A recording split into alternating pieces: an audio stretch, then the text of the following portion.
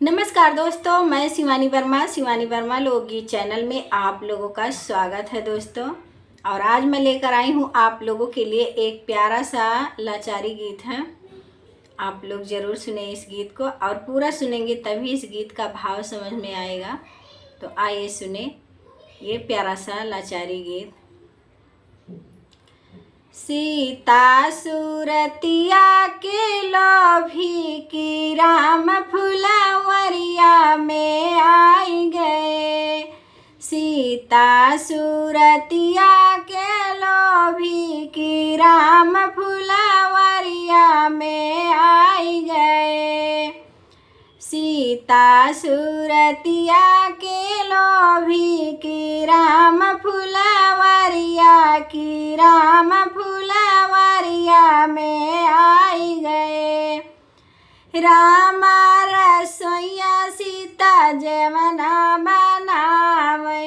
रामा रसोइया सीता जवना बनावे। रामा जेवनवा के लोभी की राम फुलवरिया की राम फुलवरिया में आई गए।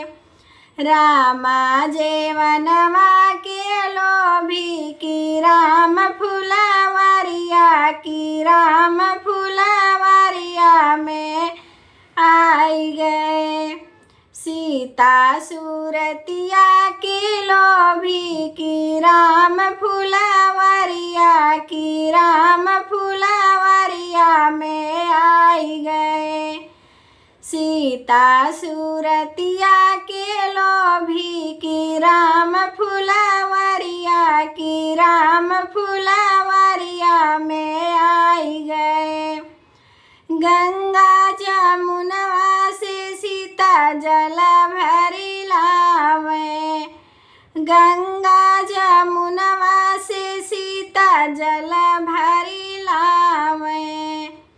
रामा गेड़ुआ के लोभी की राम फुलवरिया की राम फुलवरिया में आई गए। रामा पनिया की लोभी की राम फुलवरिया की राम फुलवरिया में आई गए।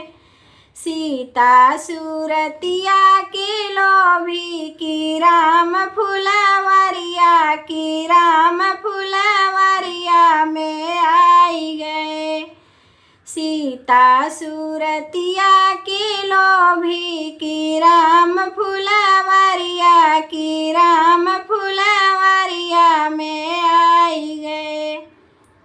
लौंगा इलायची के सीता बिरवा लगावे।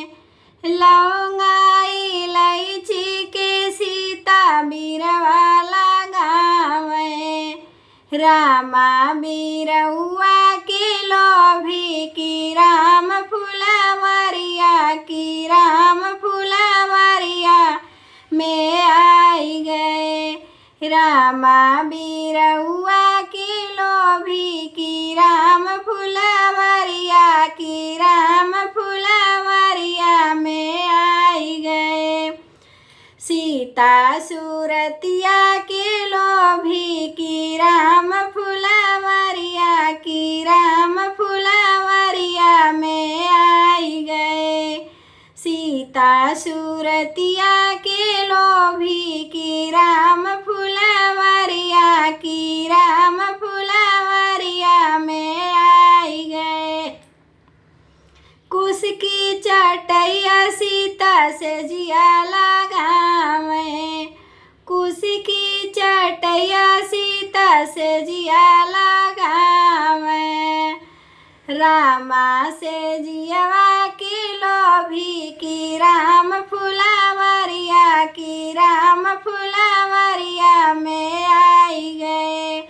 रामा से जियवा के लोभी की राम फुलवरिया की राम फुलवरिया में आई गए। सीता सूरतिया के लोभी की राम फुलवरिया की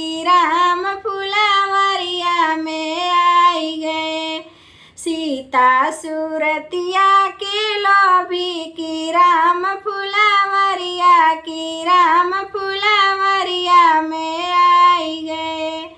सीता सूरतिया के लोभी की राम फुलवरिया